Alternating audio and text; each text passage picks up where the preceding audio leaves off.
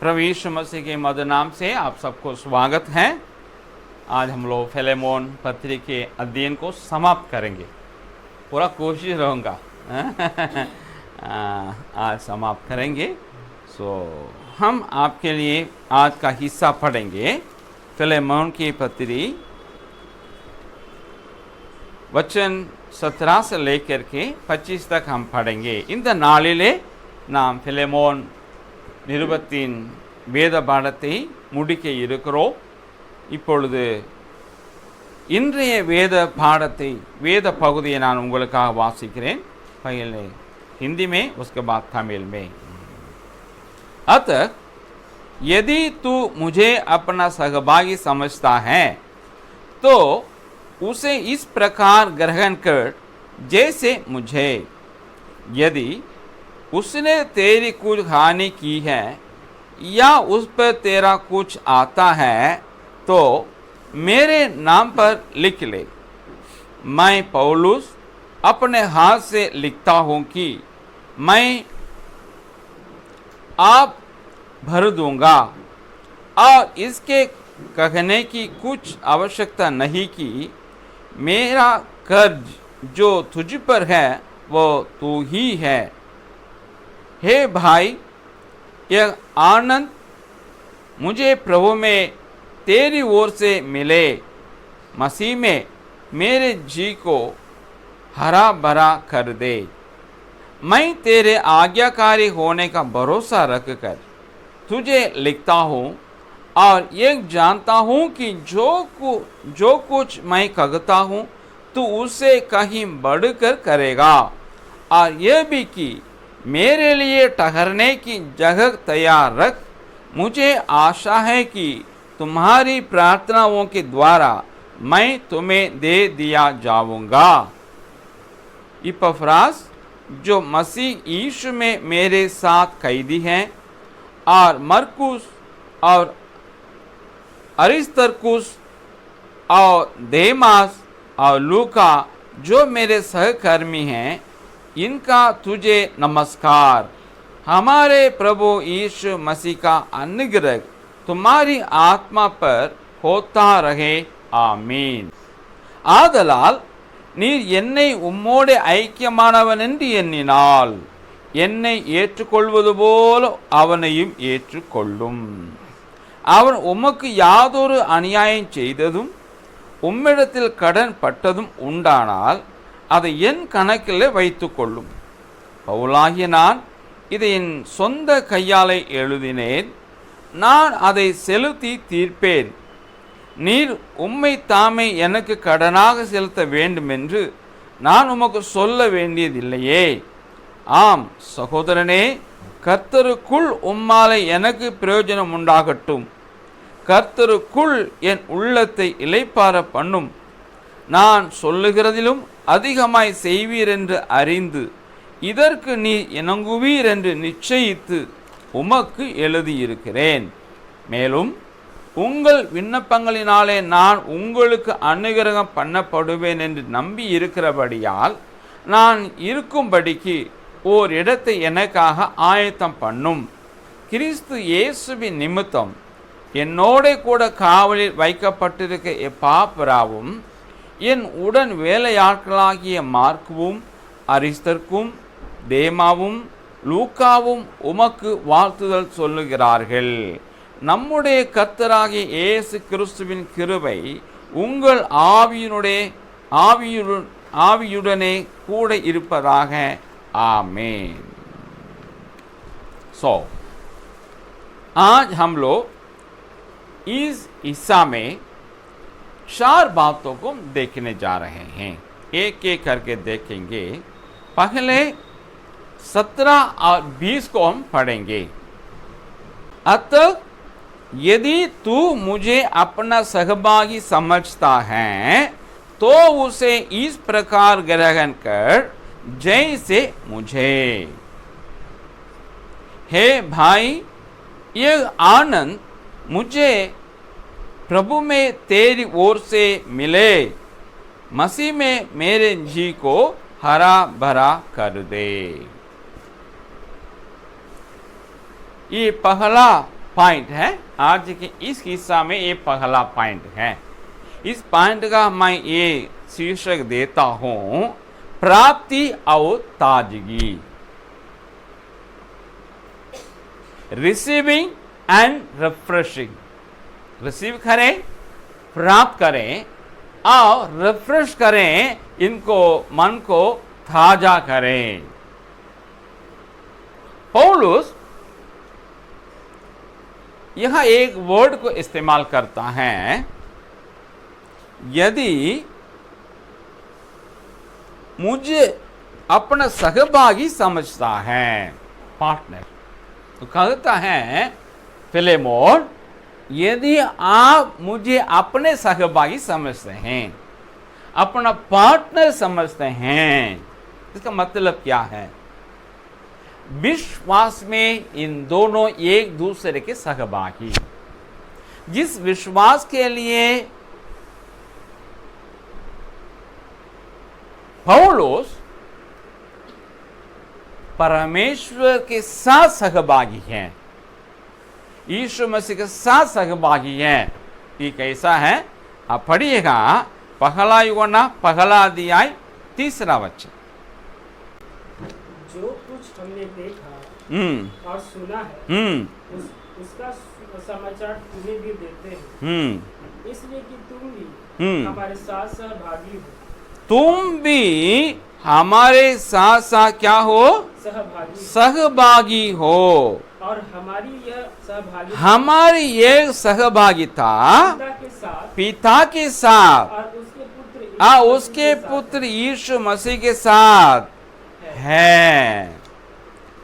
यीशु मसीह के चेले यूहन्ना अपने पत्र में अपने पाठकों के लिए लिखता है, आप हमारे साथ सहभागी रहें। और हम लोग सहभागिता कहाँ है? परमेश्वर पिता के साथ और उसके पुत्र यीशु मसीह के साथ है। इसी प्रकार एक एक विश्वासी की सहभागिता परमेश्वर के साथ है और यीशु मसीह के साथ है, और वे आपस में भी सहभागिता रखते हैं। इसलिए इसको सहभागिता या सहभागी बोलते हैं। हम लोग सहभागिता में क्या हो रहे हैं? इकट्ठे हुए हैं। फेलोशिप में हम लोग क्या हुए हैं? इकट्ठे हुए हैं। हम लोग एक रिचुअल के रूप में संडे सर्विस में इकट्ठे नहीं हुए हैं। हम लोग एक दूसरे के सहभागिता रखने के लिए, पिता और प्रभु के साथ हमारे सहभागिता को जारी रखने के लिए हम इस सहभागिता में आए हैं। इसलिए हमारे चर्च का क्या नाम है? चर्च ऑफ रॉयल फेलोशिप, शाही संगति की कलीसिया। ये कलीसिया है, क्यों है? शाही संगति रखती है। हम लोग शाही राजपदधारी हैं। वी आर रॉयल प्रीस्टहुड है। हम लोग कौन है? एक एक जन याजक है। मैं एक याजक हूं। आप लोग भी कौन है? याजक हैं। हम ही याजक करके बोलने के लिए उसमें बोलेंगे मेरा कुछ नहीं। बाइबल बताती हैं जितने लोग प्रभु यीशु मसीह में आ चुके हैं विश्वासी बन करके, वे सब याजक हैं। तमिल सोलो याद है सब याजक हैं। अब याजकों का समाज के रूप में है जो पुराने नियम में नहीं था। याजकों का समाज अलग थी, बाकी 12 गोत्र अलग थी। नया नियम ऐसे नहीं है। आप और हम सब मिलकर के याजकीय समाज है। कैसे याजकीय समाज है? शाही याजकीय समाज है। இங்கே 17வது வசனத்திலே என்ன எழுதுகிறார் என்றால், நீர் என்னை உம்மோடு ஐக்கியமானவன் என்று எண்ணினால். இந்த ஒரு வார்த்தையை பவுல் பிலோமோனுக்கு கொடுக்கிறார். நம்ம ரெண்டு எப்படி இருக்கிறோம்? ஐக்கியமா இருக்கிறோம்னு நான் நினைக்கிறேன். நீரும் இதை நினைச்சிருனா. இது ஐக்கியத்தை குறித்து நான் பார்க்கிறோம். தமிழ் ரொம்ப கிளியராக, இந்தியெலாம் விளக்க வேண்டியதாகி போச்சு. தமிழில் ரொம்ப கிளியருக்கு ஐக்கியமாக இருக்கிறது என்று எண்ணினார். இதே காரியத்தை யோவான்னு சொல்கிறாரு. 1 யோவான் 1வது அதிகாரம் 3வது வசனத்தில் முதல் பேர் சொல்றாரு, நீங்களும் எங்களோட ஐக்கியமுள்ளவர்களாகும்படி நாங்கள் கண்டும் கேட்டும் இருக்கிறதை உங்களுக்கு அறிவிக்கிறோம். எங்களுடைய ஐக்கியம் பிதாவோடும் அவருடைய குமாரனாக இயேசு கிறிஸ்துவோடும் இருக்கிறது. ஸோ விசுவாசத்தில் ஒவ்வொரு விசுவாசியும் ஒருவருக்கொருவர் ஐக்கியமாக இருக்கிறார்கள். எல்லோரும் சேர்ந்து, விசுவாசன ஊழியக்காரன் அடக்கம், எல்லோரும் சேர்ந்து பிதாவோடும் ஐக்கியமாக இருக்கிறாங்க, இயேசு கிறிஸ்துவோடும் ஐக்கியமாக இருக்கிறாங்க. இதுதான் அவர் சொல்லுகிற ஐக்கியம். ஆகையினால தான் இங்கே நாம் கூடி வருவது ஒரு ஞாயிறு ஆராதனைக்காக அல்ல, நாம் ஒருவருக்கொருவர் ஐக்கியத்தை தொடர்ந்து வைத்து கொள்ளவும், பிதாவோடும் குமாரனோடும் நமக்கு உள்ள இருக்கிற ஐக்கியத்தை நாம் புதுப்பித்து கொள்ளவும், அதை தொடர்ந்து வைத்து கொள்ளவும் நாங்கள் கடந்து வந்திருக்கிறோம். ஆகையினால தான் இந்த சபைக்கு என்ன பேர் என்றால் சர்ச் ஆஃப் ராயல் ஃபெல்லோஷிப், ராஜரீக ஐக்கிய சபை என்று அதுக்கு அர்த்தம். நாம் எல்லோருமே ஆசாரியர்கள். பழைய ஏற்பாட்டில் ஆசாரிய கூட்டம் தனியாக இருந்துச்சு, மீதி 12 கோத்திரம் தனியாக இருந்துச்சு. ஆண்டவர் இந்த காரியத்தினை தான் அழித்து போட்டார், இதை நீக்கி போட்டார். புதிய ஏற்பாட்டில் ஒவ்வொரு கிறிஸ்தவனும் ஒரு ஆசாரியன். இங்கே ஊழியக்காரங்க தனி, ஊழியமலை விசுவாசிகள் தனி என்கிற ஒரு பெரிய ஒரு பிரிவினை உலகெங்கும் கிறிஸ்தவ சபையில் இருக்குது. ஆனால் வேதத்தில் அப்படி கிடையாது. ஊழியருக்கு தனி இடம், விசுவாசிகள் தனி இடம் சொல்லுவாங்க. ஆங்கிலத்தில் கிளர்ஜி லைட்டி அப்படிம்பாங்க, தமிழ் எனக்கு தெரியல. கிளர்ஜி பீப்புள், லே பீப்புள். ஆனால் வேதத்தில் அப்படி கிடையாது. நம்ம எல்லாரும் சேர்ந்து ஆசாரிய கூட்டம். இஸ்ரவேலுக்குள்ளே இது பிரிவு இருந்துச்சு, கிறிஸ்தவருக்குள்ளே இந்த பிரிவினை கிடையாது. நீங்களும் நானும் ஆசாரியர்கள், ஆணும் ஆசாரி, பெண்ணும், ஒவ்வொரு விசுவாசியும் ஆசாரியர் தான். ஸோ இது நம் ராஜரீக ஆசாரிய கூட்டம். நாம் எல்லாரும் நாம் ராஜரீக மக்கள். ஆக நாம் ராஜரீக ஐக்கியத்துக்கு தான் இங்கே ஞாயிற்றுக்கிழமை செய்கிறோம், கூடி வருகிறோம். இதைத்தான் அவர்கள் சொல்லுகிறார். और हम यहाँ देखते हैं एक और जगह पे फिलिपियों की पत्री पहला अध्याय 5वां वचन तरह पढ़ेंगे. वो क्या वहाँ कहता है? फिलिपियों पहला अध्याय 5वां वचन. इसलिए तुम पहले दिन से लेकर आज तक सुसमाचार के फैलाने में मेरे सहभागी रहे हो. क्या बोल रहे हैं? ये जो फिलेमोन के पत्र लिखा गया ना, ये पत्री और कोलोसे के पत्री, क्योंकि इन दोनों एक ही जगह में, कोलोसे चर्च के ही बिलीवर कौन है? फिलेमोन. कोलोसे चर्च फिलेमोन के ही घर में इकट्ठी हो रही है.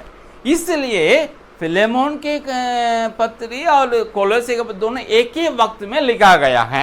वर्ष है ईस्वी 61 है.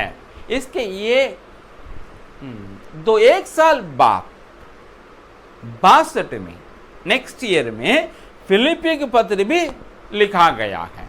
उस समय उन लोगों के लिए भी क्या कहता है? जिस दिन आप और हम एक हुए हैं प्रभु में, तब से लेकर के अब तक आप मेरे कौन से सहभागी हैं? सुसमाचार को फैलाने में, नए लोगों को नए क्षेत्र में सुसमाचार सुनाने के लिए जो मेरा आर्थिक खर्च होती है, मेरे जीविका के लिए आवश्यकता है, उन्हें फिलिपी कलीसिया के लोग आप क्या किए थे? भेजा करते थे. जब मैं थिस्सलुनीके में था, एक या 2 बार, जब मैं अब रोम बंदीगृह में अभी भी आप भेज दिए हैं. सो ये जो सहभागिता है सुसमाचार का, ये जो पार्टनरशिप है गॉस्पेल का। अब फिलेमोन इसी में भी इनका पार्टनर है। आपको बताए हैं जो एफिसुस में वो थे पौलुस, तो पूरे एशिया माइनर में क्या हुआ, सुसमाचार सुनाया गया है। उसको सुन करके एशिया माइनर का एक दूसरे शहर कोलोसे, वहां के 2 जन चले आए, इनके संग रहे, इनसे सुसमाचार सुने और उसमें बढ़ते गए शिक्षा में। अपने घर गए, मतलब कोलोसे गए, कलीसिया का स्थापना दोनों कर लिए, फिलेमोन और एपाफ्रास। अब उन लोग वहां सुसमाचार सुनाते हैं, साथ ही साथ और दूसरे शहर है लौदीकिया, और एक और दूसरे शहर है हियरापोलिस, और 2 शहरों में जाके इन लोग क्या किए हैं, सुसमाचार को सुनाए। मतलब एक जगह सुने, फिर अपने शहर में सुनाए, कलीसिया का स्थापना हुई, फिर दूसरे 2 शहरों में जाके सुसमाचार सुनाए, वहां भी कलीसिया की स्थापना हुई। इस प्रकार सुसमाचार सुनाने में भी फिलेमोन और पौलुस आपस में क्या रखे हैं, சகபாகிதா रखे हैं। சுவிசேஷம் உங்களுக்கு அறிவிக்கப்பட்ட நாள் முதல் இதுவரைக்கும் நீங்கள் அதன் உடன்பட்டவர்கள் ஆனபடியா। எப்ப எழுதுறாரு, கொலோசே நிருபம், பிலேமோன் நிருபம் ரெண்டும் கிபி 61 எழுதப்பட்டது। அதுக்கு அடுத்த வருஷம் 62 பிலிப்பி நிருபம் எழுதப்பட்டது। இந்த 2 நிருபங்களும் அவர் ஜெயிலில் ரோம சிறைச்சாலை இருந்து தான் எழுதுகிறான்। அவர் என்ன சொல்லுகிறார், நீங்கள் எனக்கு உடன் பங்காளிகள், பிலிப்பியரே, பிலிப் நகரத்து கிறிஸ்தவர்களே, நீங்கள் சுவிசேஷத்தில் எனக்கு உடன் பங்காளிகளாய் இருக்கிறீர்கள்। பிலிப்பியர்கள், பிலிப்பி நகரத்து கிறிஸ்தவர்கள் பவுலுக்கு சுவிசேஷத்தில் பங்காளிகளாக இருக்கிறாங்க। எப்படி? அதே மாதிரி பிலேமோன் விசுவாசத்திலும் இவருக்கு உடன் பங்காளியாக இருக்கிறார், பவுலுக்கு சுவிசேஷத்திலும் உடன் பங்காளியாக இருக்கிறார்। எப்படின்னா, எபேசு நகரத்தில் 2 வருஷம் 8 மாதம் இருந்து பவுல் 12 பேரை திறனூ என்கிற வித்தியாசாலை வைத்து கற்றுக் கொடுத்த பொழுது அந்த 3 வருஷத்துல முழு சின்ன ஆசியா முழுக்க சுவிசேஷம் பரவி போயிடுச்சு। ஸோ அப்பொழுது அந்த சுவிசேஷம் கேட்டவர்கள் ஒரு 2 பேர், எப்பாஃப்ரா, பிலேமோன்। இந்த 2 பேர் எங்கே உள்ளவங்க, எபேசு நகரத்தை சேர்ந்தவர்கள் அல்ல, வேற நகரம் கொலோசே நகரத்தை சேர்ந்தவர்கள்। அவர்களும் சுவிசேஷம் கேட்டபடியினால நம்ம பவுலுடைய ஐக்கியத்தில் கடந்து வந்தாங்க। இவங்க ஆண்டக்குள்ள வளர்ந்தாங்க। பின்னாடி சொந்த ஊர் கொலோசேக்கு போனாங்க, அங்கு சுவிசேஷம் சொன்னாங்க, அங்கு சபை ஸ்தாபிக்கப்பட்டது। அது பிலேமோன் வீட்டில்। அவங்க அதோடு நிற்கவில்லை, அங்கே இன்னொரு நகரத்துக்கு போனாங்க, லவோதிகேயா, இன்னும் ஒரு நகரத்துக்கு போனாங்க, ஹியராபோலிஸ்। இந்த 2 நகரங்களிலும் சுவிசேஷத்தை பிலேமோனும் எப்பாஃப்ராவும் அறிவித்து அங்கேயும் சபைகளை ஸ்தாபித்தாங்க। இப்படி பார்க்கும் பொழுது சுவிசேஷத்திலையும் பிலேமோனுக்கு பவுலோடு கூட ஐக்கியம் உண்டு, विश्वासத்திலையும் ஐக்கியம் உண்டு। ऐसा आप हमको अगर समझते हैं तो आपको क्या करना होगा, फिलेमोन आप इसको क्या कीजिएगा, ग्रहण कीजिएगा। ओनेसिमुस को मैं भेज रहा हूं, 10वां वचन में कहता है मैं भेज रहा हूं। 12वां वचन में क्या कहता है, मेरा हृदय का क्या है, टुकड़ा है। सो इनको स्वीकार करने का मतलब है आप हमको स्वीकार करते हैं, या अगर आप हमको स्वीकार करना चाहते हैं तो इसको स्वीकार कीजिएगा। बोलता है आप ऐसा करने से क्या होगा, मेरे जीव को क्या करेंगे, आप हरा भरा करेंगे। यही वचन को वो आपको 5, 6, 7 पड़ेगा, आपको पता चलेगा। 5, 6, 7। क्योंकि मैं तेरे उस प्रेम और विश्वास की चर्चा सुनता हूँ जो सब पवित्र लोगों के साथ और प्रभु यीशु पर है। मैं प्रार्थना करता हूँ कि विश्वास में तेरा सहभागी होना तुम्हारी सारी भलाई की पहचान में मसीह के लिए प्रभावशाली हो, क्योंकि हे भाई मुझे तेरे प्रेम से बहुत आनंद और शांति मिलती है, इसलिए कि तेरे द्वारा पवित्र लोगों के मन क्या हुए?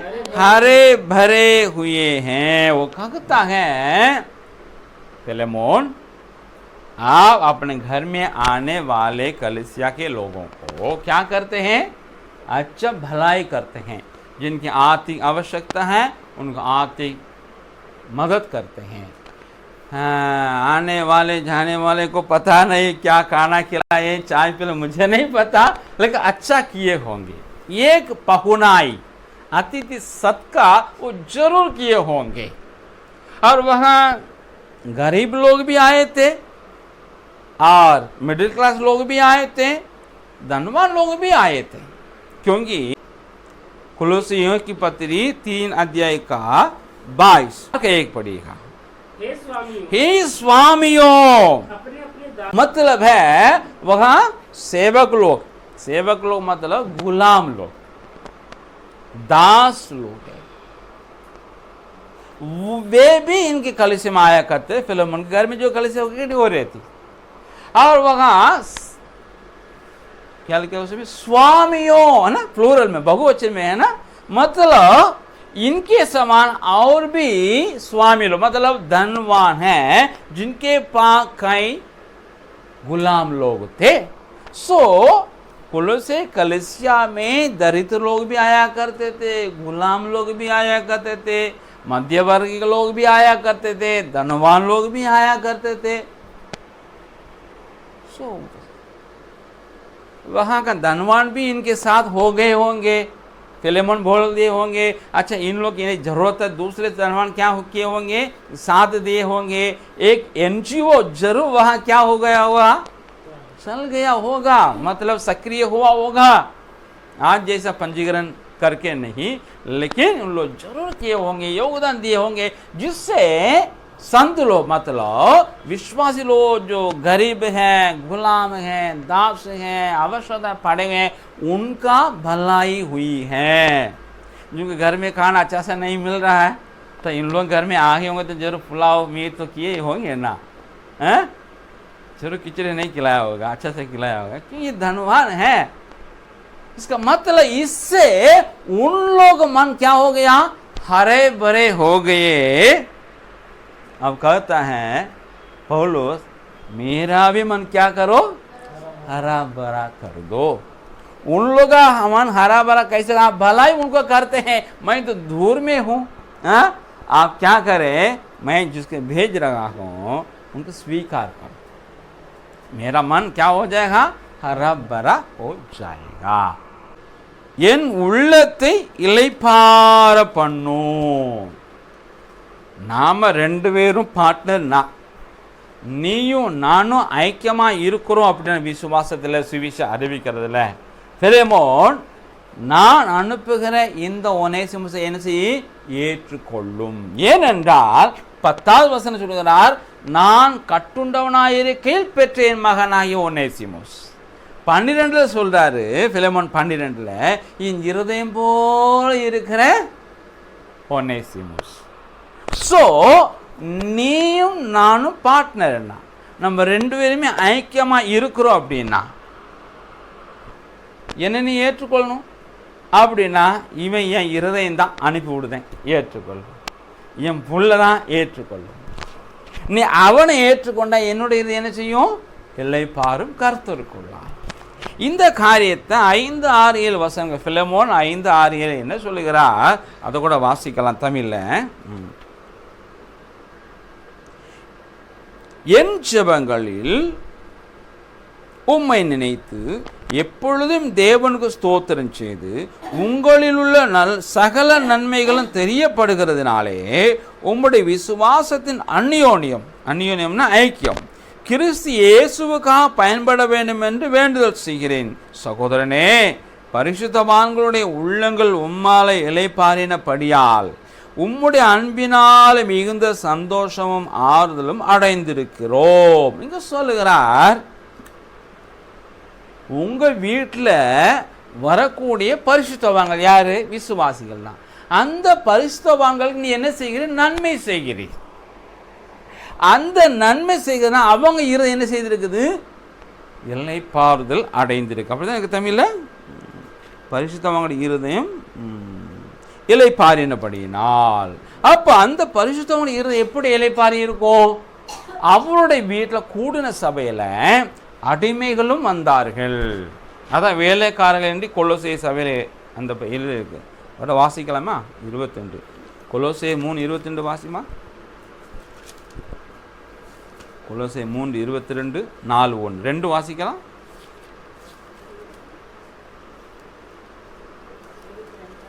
மூன்று 22 வேலைக்காரரே அப்படின்னு அவர் என்ன செய்றாரு? அட்ரஸ் பண்றார் இந்த லெட்டர்ல. அடுத்த 4:1 எஜமான்களே அப்படிங்கிறார். அதாவது கொலோசை சபையில கூடி வருகிற ஜனங்களுக்கு என்ன செய்றாரு? கொஞ்சம் சொல்லிக் கொடுக்கிறார். அங்க வரக்கூடிய மனைவிமார்களுக்கு சொல்றாரு, கணவன்மார்களுக்கு சொல்றாரு, பிள்ளைகளுக்கு சொல்றாரு, பெற்றோர்களுக்கு சொல்றாரு. அதே மாதிரி ஒரு செக்ரிகேஷன், ஒரு செக்மெண்ட் என்ன அப்படின்னா, செக்ரிகேஷன் செக்மெண்ட் என்ன அப்படின்னா, வேலைக்கார கூட்டம், அதாவது அடிமைகள் கூட்டம் இருந்துச்சு. இன்னொரு கூட்டம் என்னன்னா பணக்கார எஜமான்கள், அவங்க நிறைய அடிமைகள் வேலை தான் அவங்களும் இருந்தாங்க. மொத்தத்தில் தரித்திரர்கள், ஏழைகள், அடிமைகள், வேலைக்காரர்கள், மிடில் கிளாஸ் பீப்புள், பணக்காரர்கள், அடிமைகளுக்கு எஜமான்கள், இப்படி எல்லாருமே வந்திருக்கிறாங்க. பிலேமோன் என்ன செய்கிறார்? நன்மை செய்திருக்கிறார் அவர்களுக்கு. ஸோ ஏழைகளாக இருந்தால் கண்டிப்பாக அவர் உதவி செஞ்சிருவார். பொருளாதாரம் உதவி செஞ்சுருக்கலாம், இல்லை அங்கே வர்றவங்களுக்கு சாப்பாடு போட்டிருக்கலாம். எத்தனை ஏழைகளுக்கு சரியான சாப்பாடு கிடைச்சிருக்காது, அடிமைகள் சரியான சாப்பாடு கிடைச்சிருக்காது. இங்கே சபையில் வரும்போது அடிமையும் எஜமானும் ஈக்குவல் ஆகிட்டாங்க, ஏழையும் பணக்காரனும் ஒன்றாக இருக்கிறாங்க. அப்படி இருக்கும்போது பணக்காரனுக்கும் எஜமானுக்கும் என்ன கிடைக்குதோ அது ஏழைகளுக்கும் கிடைச்சிருக்கும், வேலைக்காரனும் கிடைச்சிருக்கும், அடிமைகளும் கிடைச்சிருக்கும். அப்போ இவங்க எப்படி இருக்கிறாங்க? சந்தோஷமாக அவங்களோட இருதயங்கள்லாம் இளைப்பாறுகிறது. அப்பா இங்கே வந்த நல்ல சாப்பாடு கிடைக்குது, இங்கே வந்த எனக்கு தேவைகள் சந்திக்கப்படுது. பிலேமோன் மட்டுமே செஞ்சிருப்பாரு, மற்ற எஜமான்கள் இருந்தாங்கன்னா அவங்களும் சொல்லி இப்போ என்னென்னருக்கு என்னென்ன தேவை அவங்க கூட இருப்பாங்க, கான்ட்ரிபியூட் பண்ணியிருப்பாங்க. இதுக்கு மத்தலப் இதுக்கு என்ன அர்த்தம் அப்படின்னா, நான் நம்புகிறேன் ஒரு அன்ரெஜிஸ்டர், பதிவு செய்யப்படாத என்ஜிஓ கண்டிப்பாக அங்கே வேலை செய்திருக்கும். சொல்லுற அவங்களுக்கு, அந்த பரிசுத்தவான்களுக்கு பிலேமோன் ஒன்று மூலமாக இளைப்பாறுதல் கிடைச்சித, என் இருதயத்துக்கு என்ன செய்யும்? இளைப்பாறுதல் கொடுப்பான். எப்படி? என் இருதயத்தை அனுப்புகிறேன், என்னுடைய மகனை அனுப்புகிறேன், அவனை ஏற்றுக்கொண்டால் எனக்கு இளைப்பாறுதல். स्वामी यहाँ देखते हैं मतलब क्या है? पौलुस एक मालिक स्वामी को कहता है जो तुम्हारा नौक मतलब गुलाम है, अब वो यीशु मसीह में हो गई, कन्वर्ट हो गया, क्राइस्ट में आ गया, उनको क्या करो? स्वीकार करो. பவுல் எதை சொல்லுகிறான்னா, எஜமான்ட்டு சொல்றாரு, உன்னுடைய வேலைக்கான இப்ப கிறிஸ்தவன் ஆயிட்டாயா, அவன் என்ன செய்ய? சகோதரனாய் ஏற்றுக்கொள். अपने दास को आप भाई के रूप में स्वीकार करो. नंबर 1. नंबर 2 क्या है? पौलुस कहता है, विनती करता है, जिनको अन्याय किया गया है उनसे कहता है, जिसने तुमको अन्याय किया है वो अब मन फिर गया है, इसलिए तो उसको अभी क्या करना है? स्वीकार करना है. யாருக்கு அநியாயம் செய்யப்பட்டு இருக்கிறதோ அவங்ககிட்ட சொல்றார், உனக்கு அநியாயம் செய்தான், இப்ப எப்படி இருக்கிறான்? மனம் திரும்பி விட்டான், அவனை ஏற்றுக்கொள். तीसरी बात है, पौल एक एम्प्लॉयर को, क्या बोलते हैं उसको, एम्प्लॉयर को नियोक्ता, दूसरा कौन है? काम देने वाले से कहता है, तुम्हारा जो नौकर था, जो तुम्हारे लिए विश्वासी नहीं था, मतलब विश्वास योग्य नहीं था, वो अब प्रभु में आ गया है, विश्वास में आ गया, मसीह बन गया है, उसको फिर वही स्थान में क्या करो? बहाल कर दो. अब वो फेथफुल है, अब वो विश्वास योग्य है. வேலை கொடுத்தவனுக்கு அல்ல, வேலை கொடுக்கிறவன் சொல்றாரு, உன்னுடைய வேலைக்காரன் உனக்கு விசுவாசம் இல்லாதானா இருந்தானே, அவன் இப்பொழுது விசுவாசத்தில் வந்துட்டான், ஆகையினால உனக்கு விசுவாசமா இருப்பான், அவன் அந்த இழக்கப்பட்ட வேலையை திரும்ப கொடுப்பா, அதே இடத்துல இவன் என்ன செய்ய? போஸ்ட் பண்ணு, ரெஸ்டோர் பண்ணு அப்படிங்கிறான். इससे हमको क्या समझ मिलता है, हमारे लिए क्या सबक मिलता है, हम लोग क्या समझ रहे हैं? हम लोग भी फिलेमोन के समान क्या करें? बात को अभ्यास करें. இது மூலமா நாம் கற்றுக்கொள்ள பாடம் என்னன்னா, பிலேமோனை போல நாமும் என்ன செய்வோம்? அந்த பிரின்சிபலை, இந்த பவுலுடைய அந்த போதனை கை கொள்வோம். जब हम प्रभु में आ गए तो हमको क्या करना होगा? कलीसिया में आने के बाद जातिवाद देखेंगे, लेकिन हम लोग में भी है. जब शादी की बात आती है, हम लोग अपने बच्चों के लिए जाति देखते कि नहीं देखते हैं? हम दलित होने के बाद भी बोलते हैं वो भी है, वो हमारा कैसे, ये हमारा. अरे प्रभु में आ गए, दलित नहीं है, अभी भी वो माइंड सेट है, हम है ये जात का है, वो लड़का या लड़की वो नीचा है ऊंचा है, हम लोग समझते हैं. बाइबल बताती है भले दूसरे कलीसिया को प्रैक्टिस करें, लेकिन आप और हम जो चर्चा और रॉयल फेलोशिप के जो सदस्य हैं, शाही संगति की कलीसिया के जो सदस्य हैं, कभी जातिवाद अपने बच्चों के शादी की बात आती है नहीं देखे. அதாவது நாம் கிறிஸ்துக்குள் வந்ததுக்கு அப்புறமா இங்கே ஜாதியே கிடையாது. ஆனால் கிறிஸ்துவத்தை என்ன செய்கிறாங்க? கல்யாணத்தில் என்ன செய்கிறாங்க? ஜாதி பார்க்குறாங்க. பொண்ணு வேறு ஜாதி, மாப்பிள்ளை வேறு ஜாதி, நான் உயர்ந்த ஜாதி, நீ கீழ்ந்த ஜாதி. தமிழ்நாட்டில் தெரியுமே, தனித்தனி ஆராதனையே நடக்குது. எஸ்சி பீப்புளுக்கு தனி ஆராதனை, நாடாருக்குன்னு தனி ஆராதனை நடக்குது. ஆனால் தப்பு. ஸோ நாம் அதை செய்யக்கூடாது. ஒருவேளை வேறு சபை செஞ்சிருக்கான் அப்படி, நம்முடைய சபையில் இது இருக்கக்கூடாது. இதை நான் இந்த நாள் கற்றுக்கொள்கிறோம். दूसरा क्या है, हम लोग जो हमें मतलब अन्याय कर लिया है, अगर वो अभी प्रभु में आ गए तो हम उनको क्षमा करें. நமக்கு யாராவது அநியாயம் செஞ்சவங்க இயேசுவை ஏற்றுக்கொண்டாங்க அப்படின்னா அவங்களை நாம் என்ன செய்வோம்? மன்னித்து விடுவோம்.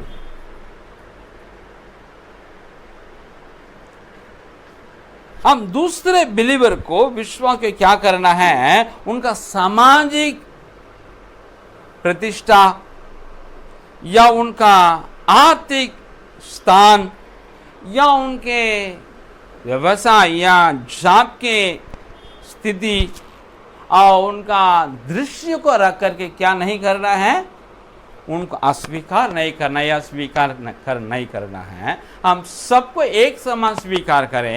कलीसिया में आने के बाद वो अच्छा जॉब में है, ये अच्छा जॉब में है, उनको साथ हम दोस्ती करें, ऐसा नहीं करें. यहाँ हम लोग या कौन सुंदर है कौन असुंदर है, या कौन गोरे हैं कौन काले हैं, या कौन धनवान है कौन दरिद्र है, या कौन ऊंचे वर्ग का कौन नीचे वर्ग का है, ये ना देखे. நாம் நம்முடைய சபையில் மனிதனை ஜாதி அடிப்படையிலையோ அல்லது அவனுடைய பொருளாதார நிலைமையின் அடிப்படையிலையோ அல்லது அவனுடைய ஃபிசிக்கல் தோற்றத்தின் அடிப்படையிலையோ அல்லது அவனை பொருளாதார அடிப்படையிலையோ வைத்து அல்ல சகோதரன் சகோதரியாக ஏற்றுக்கொள்ள வேண்டும். எப்படி? எல்லாரையும் ஆண்டோட இடத்தை கழுவினது என்பதை வைத்து, இந்த அடிப்படையில் அல்ல. நம்மை காட்டிலும் கீழாக இருந்தாலும் அவன் நம்மை ஏற்றுக்கொள்ள வேண்டும். जो हमसे भी इकोनॉमिकली नीचे हैं या देखने में सुंदर नहीं है या उनका जाति हमारे पुराने जाति से नीचे हैं, आप ऐसा ना देखें, स्वीकार करें. நம்முடைய இன்றை உயர்ந்த நிலையை வைத்து அல்ல, மற்றவருடைய தாழ்வையும் நினைத்து அல்ல, அவர்களை தாழ்ந்திருந்தாலும் ஏற்றுக்கொள்வோம். இதுதான் நாம் கற்றுக்கொள்கிற காரணம். ஸோ यही तो प्राप्ति और ताज ही, ऐसा हम प्राप्त करेंगे जिसे फिलोमोन 19 को प्राप्त किया, जिससे पौलुस का हृदय क्या हो गया जी, हरा भरा हो गया.